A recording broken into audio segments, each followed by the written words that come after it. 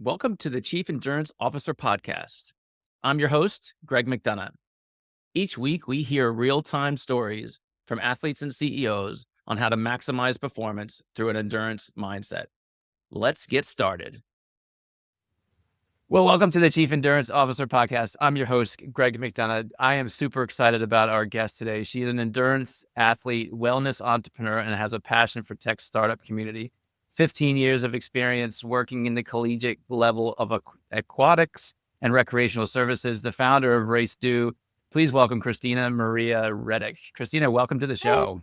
Thank you for having me. I really appreciate being here. Well, Christina, I love talking about the endurance mindset. So I'd like to hear from you. How has your endurance mindset impacted your life unexpectedly? I think unexpectedly, it has impacted my ability to wait for the right people to arise in my life. So when you're doing a race and like triathlon, right? There's a lot of build up until race day, and you're focusing on this one particular race, and that's your total focus. And then what happens, at least for me, part of my endurance experience and part of the reason I started building Race Do is a community around this race forms to join you along that journey. And if you don't have the right people along in your journey, what happens is you never make it to race day. And I've seen that a million times. We'd have a collegiate coach, we'd have an athlete, we'd have someone who was super fit, had all the gear, had all the time, did not have the right people, did not have the support system, did not find a group to train with or to even talk about the race. It was a very solo, I got a freebie, so I'm just going to do this. Versus the college student who would come out, we'd provide them a bike. They maybe had a bathing suit, didn't know what a triathlon was, would come every Saturday, be part of the group, be part of the community. And if you look at them from the beginning, you would say the odds of this person doing the race is 100% versus this other person is maybe 60%. And the opposite time and time and time and time again. So going through that, when I left higher ed, and I left higher ed due to a mental health and a physical health diagnosis. So I had some major surgeries, and I've had childhood trauma, extensive childhood trauma in the past, but went through therapy, was amazing, doing well, thriving, and got introduced to the endurance community. Didn't even feel like, because some people do, like you'll meet a lot of people that are endurance, especially ultra runners, that this is their therapy, their processing. I didn't necessarily need that from me. Endurance was more of a physical challenge, more professional area and passion. And it was something that I could create this opportunity for other people to come across that finish line and feel like they can do anything in their life. Like that warmed my heart every time a college student, especially a woman who would have never been introduced to the sport of triathlon or anything, when she's like, well, now I know I can do anything. Like I was thinking about law school, but I wasn't sure, but I'm fine. I can definitely do that now. Like that's nothing. I was just going to kind of comment on that. It's you're spot on, right? It's that ability to go above and beyond your own expectations and just a little bit further and a little bit further, and then achieve something that you thought you never were going to be able to achieve, changes your perspective on many aspects of your life. It does. And Christina, I loved how you initially started talking about, waiting for the right people to arrive in your life. Any more specific examples around that, either outside of endurance or in your business community, or just, for me, I struggle with like the waiting, right? It's hard to sit here and go, so-and-so or XYZ is going to show up in the next 90 days. I can just manifest it. I know it's going to happen. But us as entrepreneurs, like we want to move, right? And so can you give us some examples or talk to that a little bit? Yeah. So I'm going to give you an example in Race Do. And really, I did the Founders Institute, started out. I had an in-person event production company pre-COVID. We had a huge contract with the country of Trinidad and Tobago produce a first full distance race, which they're still knocking on the door a little bit. And I'm like, I'm not working on this other thing. But COVID happened. Through that process, I had a co-founder who wasn't really involved, wasn't the right person. Maybe was the person to do something with, but not for that. And so that split. And then in the Founders Institute, I had an advisor to come on as like my CTO for this new evolution of what we were doing. We were going to have in-person events and virtual events. So that was the very first vertical. Now, the virtual event idea was pre-COVID. Now, having gone through COVID and my extensive founder experience, I'm like, oh my God, you were so naive. To improve the concept of virtual racing pre-COVID, that was an endurance 10%. But so I started with the CTO. He was only an advisor. And COVID happened, life things happened. He had to go to Argentina and take care of his mom. There was a lot of things. And so I kept trying to move this project. My co-founder told me, I just got tenure professorship. I don't want to do this anymore. So everything was crumbling. And I had been doing some continual learning. My background's academia, so higher education, learning about the startup world, YC startup school, things like that. And I learned about the team is the most important factor. And I just sat on my hand in a way and went back to the fact that I would tell students, we're starting in the spring for a race in the fall. And that's difficult for a college mindset, especially that spring to fall. You know what I'm saying? Because then you have the summer and people go on vacation and finals. You're going through these really these obstacles for these students to be race ready, especially if we had a lot of students, even though we're in Florida, a number of the students did not know how to swim when they joined the triathlon club. So that's always a huge hurdle. But I really said, okay, I'm going to do things. I'm going to let go. I'm going to stop focusing on finding the deal, right? Getting the contract signed and finding the person and doing the LinkedIn reach out. I saw you in this. And I'm going to go in spaces where there's other people that are excited and believe about what I'm building. And I'm going to be in these spaces with these other people. And I didn't really have that very woo-woo mindset, manifest it in an outcome. I always be, I'm embracing that a little bit more in my journey. I definitely am. I do believe intuition is a sixth sense that we don't cultivate. I like to take action. I like that part of the side too. So I was in a women's group. One of the women in there, she had a firm that builds apps. I messaged her. She didn't message me back right away. Christina, 2019 would have been on it. Let's make this meeting happen. I said, you know what? If there's a true interest. She came back maybe 6 months. Oh my God, I never responded back. And I was like, that's okay. I've been focusing on other aspects of the business because COVID happened. We're in lockdown. Now I have this, at the time, it was a list of 60,000 athletes worldwide, primarily triathletes and runners. And I have this idea. And I went through the founder, so I knew.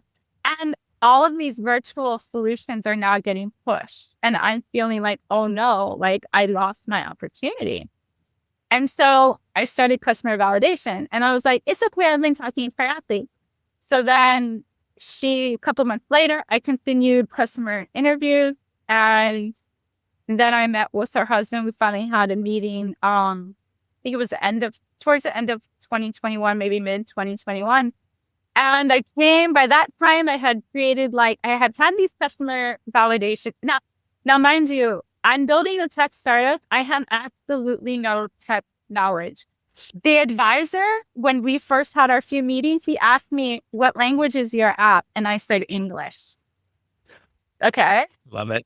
I knew I could not do this without a CTO. And I just let that go because I said it has to be the right person. And they have to come in with, it can't be a paid salary present.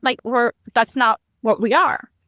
And so then when I I did UXI designs. I went back to some of the customers, not as many. Like in COVID, I don't think I'd be able to repeat this. So I tend to not recommend this to other founders I'm working with or advising. But I did 300 customer interviews on the user side, but the ideas. Wow. And that's because it was in the middle of COVID, right? So there's a triathlon that's out of Bridgeton within 2 to 3 months. And I was like, oh my God, it's over. And then I started talking to people and they hated it. They were like, I'm getting 30 emails of the same thing. And I said, oh, they built it. Like, I know what they did because I learned about how not to do it. Like, so I do kind of know something. And so that I was like, okay, tell me everything you hate about this. Tell me everything you absolutely hate. And if you had like what should they be doing? Like, what's the one thing they could change that would make this right for you? And so those conversations happened during COVID, of which I had the space and time to do it. And people were willing to answer the phone. And I'm going to answer the phone. I mean, talking on Zoom call or Google, I don't even know if Google Meet was I think I only did Zoom back then. Or having, a conversation, complaining about what's going on in anything. People were willing to do that in COVID. Yeah. I especially find that the endurance community is very willing to say yes to conversations and to give you opinions. So I'm not surprised to hear that. Christina, can you take a step back and describe what RaceDo is? And, you talked a little bit about the journey of how you got there, but like, when did the light bulb come on? And then describe to the audience exactly what it is. Okay, so what RaceDo was back in those days, completely different. So I'm going to tell you what RaceDo is now. We have a platform that's an all-in-one platform for endurance sports racing. We integrate with wearable devices. So we're a data tracker. You register for a race, it tracks your data. And then you see your competition in a virtual space before race day. You get to know where you are in relation to your competition. And you also get to know your percentage chances of finishing the race that you registered for before you get there.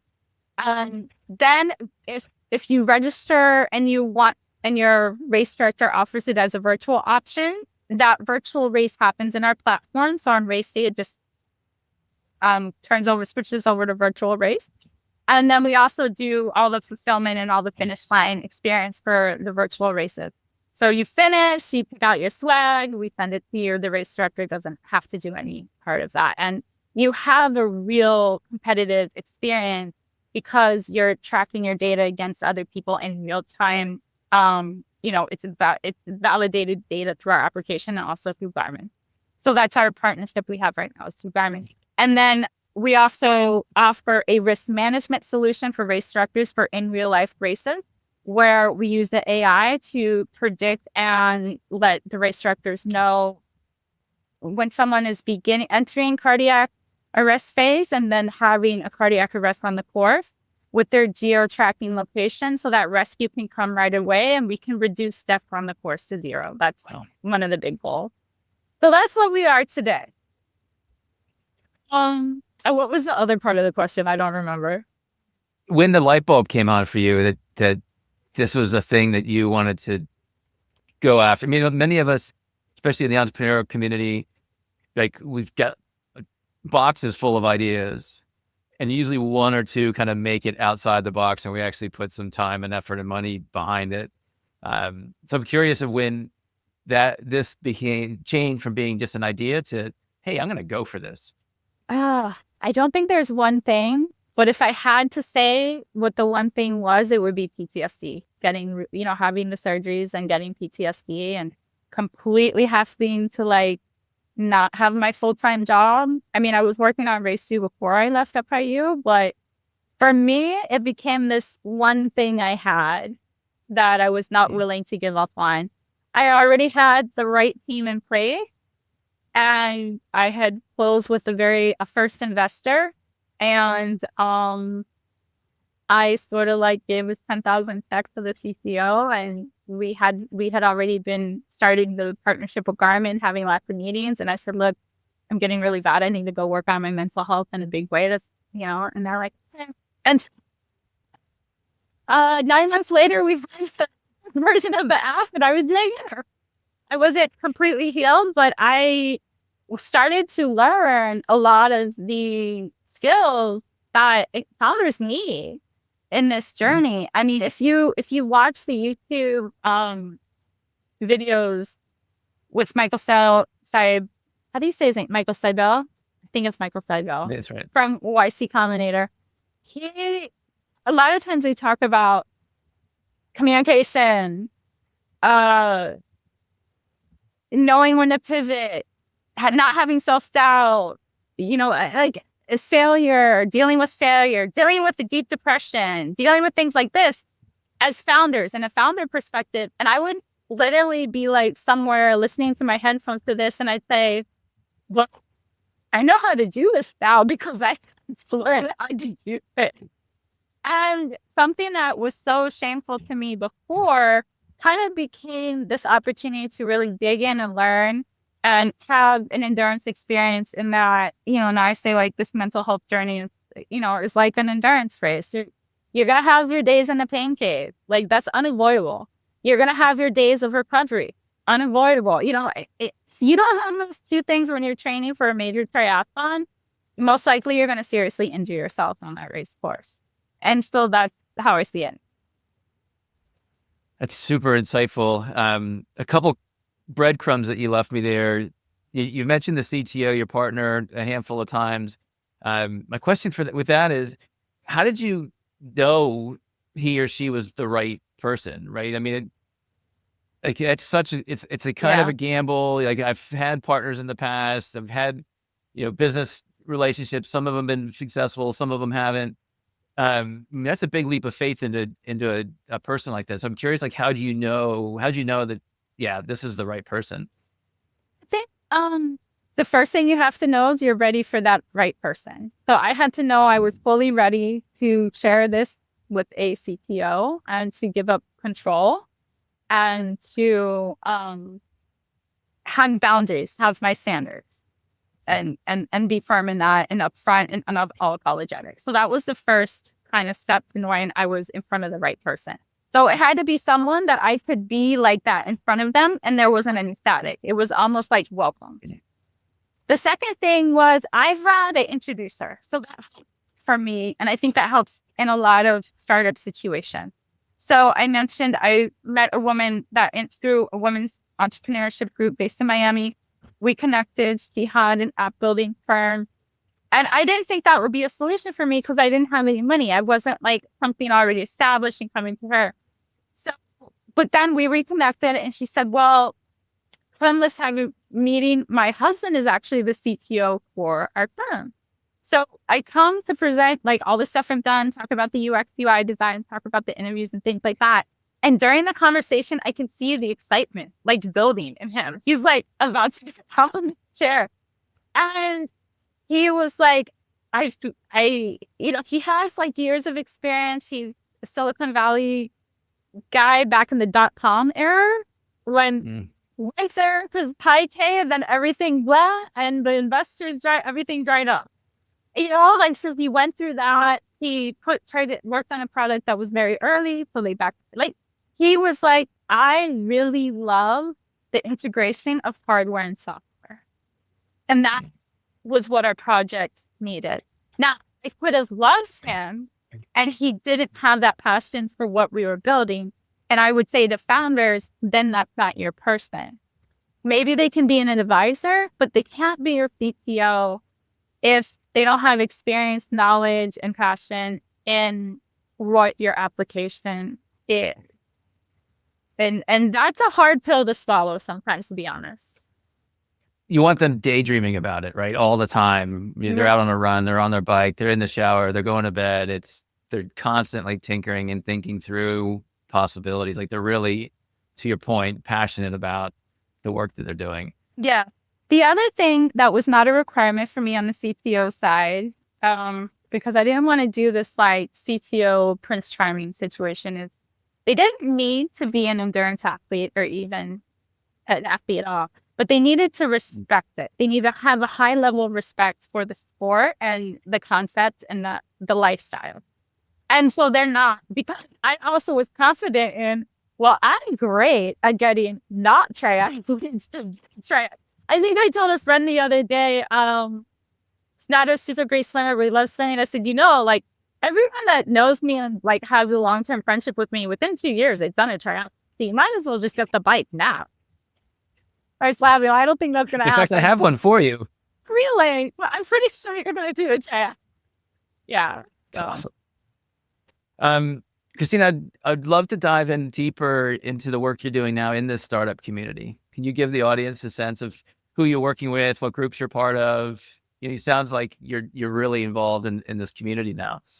Yes, so I am, and that's also surprising for me. And I allowed to receive those opportunities. Going through something for the mental health journey and leaving, academia and the 9 to 5 and the guaranteed paychecks and things like that. And essentially, the startup community that I'm in is more of a passion project. I'm in advisor roles. I'm in mentorship roles. I just became a director for Silicon Valley Founders Institute. Congrats. So that's like a new announcement. And I agreed to become a venture scout for Level Up Venture this year as well. And I thought those two go really hand in hand. I found myself in a lot of spaces with fellow founders, particularly female fellow founders that were really getting, I want to say the app, like the AI was working them. And they weren't finding the communities. They weren't finding the collaborations. They weren't finding the people that would just help, to be quite honest. And you need fast solutions. You need that, but you also need you need to realize that you're most likely at some point not going to be taking a paycheck. I mean, you could, but ideally in the first 3 years, you don't, especially if you're building in tech. And then that means the person you bring in as a co-founder also needs to understand and be willing and happy not to take a paycheck. And in these groups I'm in, it was so resistant for women to believe that was the reality for them. They're like, I can sacrifice. This is my idea. This is my thing, my passion. I can sacrifice. But how can I ask someone else to sacrifice for my idea? And once I left that behind and just said, like, no, that's not accurate. The reality of startup and specifically startup tech is that it's exactly what you need to do. You need to find those people that are there for you. They're believing in the long payout. They're believing, have to believe in unicorn status, but maybe you're happy with the non-unicorn status exit. So they have to really believe in the long-term payout. And that means they also have their own support system or their own ability to do it. Look, I love a good hustle, but the reality of a tech startup, especially on the East Coast, especially as a woman founder, is that your whole team can't be working full-time jobs, and this is a side hustle at some point. Now, maybe that you strategically move things around, but once you start talking and getting spaces with successful women founders, they did things that are non-traditional. They would relocate and rent a huge house with their co-founder and bring their kids for the summer to build, to do an accelerator. So it would become like, a co-op parenting thing. And there would be these lifestyle changes because really things like motherhood, things like generally that we get into these roles, they're not necessarily set up for women to be founders. And so I think it's a big deal, right? And I think maybe because it's endurance sport for me, and I'm a woman and I worked at recreation, like it wasn't a big deal for me to say, well, just go. It's not necessarily easy for everyone that has an idea, especially if your idea is very woman focused. So if you're working in a menopause space, if you're working in a fintech like beauty or hair, to both side of that little protective cocoon of your friends and your besties and your family that are supporting you, but also expecting to not really have a big impact through this idea. People do the Mary Kay story.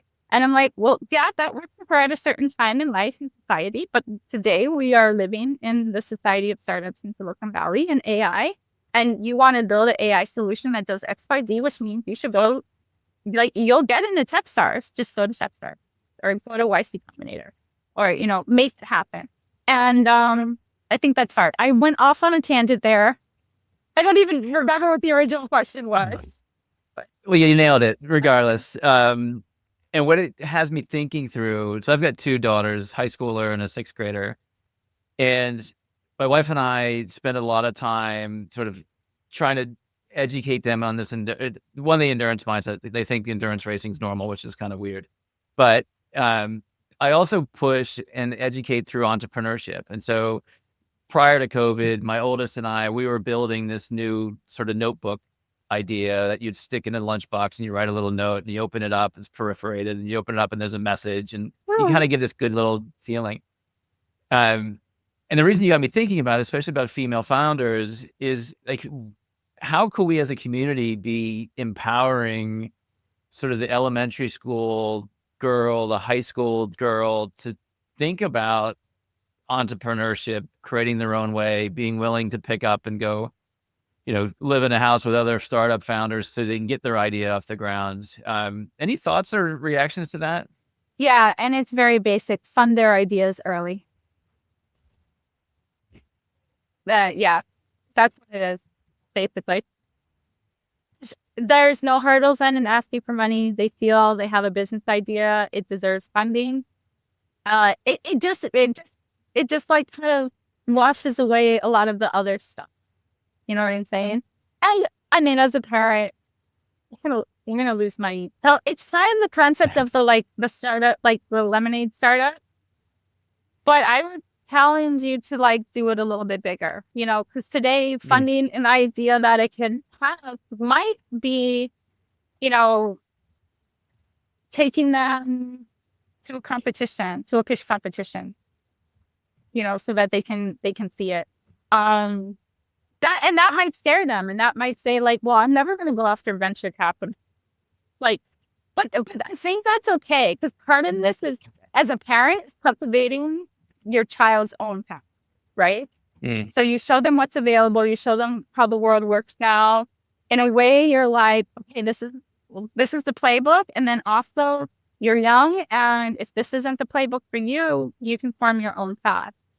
And if it's a woman, at least if there's no idea, if they're not really entrepreneur, please, at least take them in spaces where there's representation of women that are entrepreneur, that are not unapologetically like that, excited about what they're doing, and don't see it as so much of a conflict. I'm sure with the endurance mindset, we're 10 times, most of the time you're interviewing people that this is part of their lives and it integrated, and there may have been challenges and struggles, but that's not what they remember or embody or things like that, And I think it's the same if you're taking them in spaces where the recommendation of the female panelists on stage is watch Shark Tank to understand venture.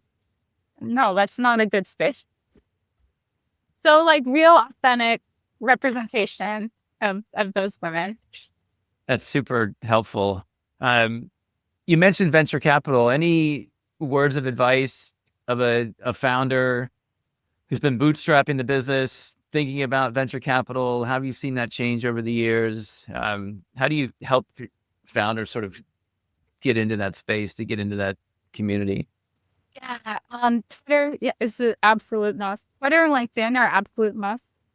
I always recommend YC Startup School, and knowing the statistics and kind of having a radical acceptance of what it is and not getting hung up on it, knowing what it is, and then also leveraging that. Statistically, if you're not on the West Coast, you have hurdle. If you're not building a certain vertical at a certain size, that's another layer of a hurdle. And by a hurdle, I mean the amount of venture capital statistically and percentage-wise going to companies. And it's just like sports. It's like anything else. There's trends. And so you also can't get, you have to be agile with that. So, a common thing we hear when talking about venture capital is like, it's not 2021 where you could DM someone on Twitter and have it check in 2 months. Like, that's not happening anymore. And I was like, wasn't happening for me then either. But here, people on the West, so that was people in New York, that was happening for 2021. That was their reality. And because that's where the percentage of the money comes from as far as venture capital. I will say my native city, Miami, is growing. We have a growing ecosystem here for venture capital. Our mayor did a lot during COVID to offer the city as a place for growing a tech ecosystem. We're in the infancy stages. Traditionally, we're tourism and real estate. And so it's a growing thing. And I think the same is for like places like Austin and Boston and things like that. So, yeah. Yeah, the East Coast is a little bit behind schedule. My initial dabble in the venture world was back in the early 2000s before the first bubble burst. And I was working at Fannie Mae, that a corporate venture capital group, and we were investing in mortgage-related technology businesses, predominantly West Coast based. And to your point, it was the PowerPoint presentation and the $400 million valuation, and where's your $10 million check? Because we're going to start this thing. Yeah. And it was a lot of fun, but a crazy ride for sure. Christina, I got to ask, like, what's your favorite tech that you're seeing in the market now? What gets you giddy? Oh, definitely Wild AI. I am big on Wild AI. And then I also have BetterYou.ai, BetterYou.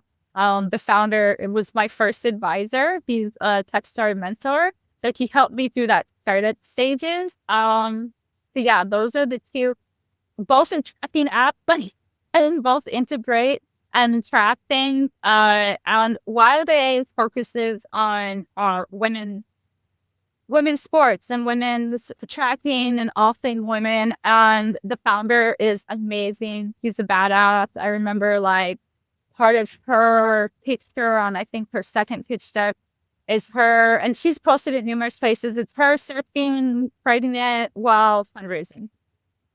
So that's awesome. Yeah. Christina, an audience member wants to get in touch with you. What's the best way to get in touch with you? And probably LinkedIn. On all the socials, I'm CFISHE02. I just decided to keep my old college email from back in the day. Yeah, because I can have that for every social I ever go on. So, and LinkedIn, you can either find Christina Maria Reddick. And if you find someone in a social with a person in a swim cap, that is how you can reach me online. So my profile picture, I may change it, but I will always be in the swim cap in a tri-suit. So that's fantastic. Yeah, you definitely have got your brand, your personal brand dialed in. Yeah. Christina, it's been awesome having you on the show. I love the fact that your claim to fame is that you get triathletes to do triathlons. Yeah. That was a real big takeaway for me. And I, as a triathlete, I appreciate the work that you do and how you inspire. And in fact, it's one of the things that I'm trying to accomplish with this podcast is teach our community that, hey, this is possible. And why don't you get your shoes on and go jump on a bike and get in the water, because it is life-changing at the end of the day. I also really enjoyed our conversation around the startup community. You mentioned a few, the Founders Institute, the YC Starter. That's a great resource for our audience, for members who are thinking about sort of branching out and becoming entrepreneurial. And I really enjoyed our conversation around the female founders and things that I could be doing or we can be doing to sort of help our high school students sort of see the possibilities. So a lot of rich content. Audience members, if you got some value out of the show, please like the show. Please subscribe to us. Follow Christina on all of our socials. The links will be in the show notes if you didn't catch what she said when I asked her that question. But again, Christina, it's been fantastic having you on the show today. Thank you so much. Thank you for having me. I really enjoyed myself. Thank you for tuning in to the Chief Endurance Officer podcast. To hear more inspiring stories and strategies around the endurance mindset, be sure to subscribe below or visit us at chiefenduranceofficer.com. Until next time, keep pushing those limits.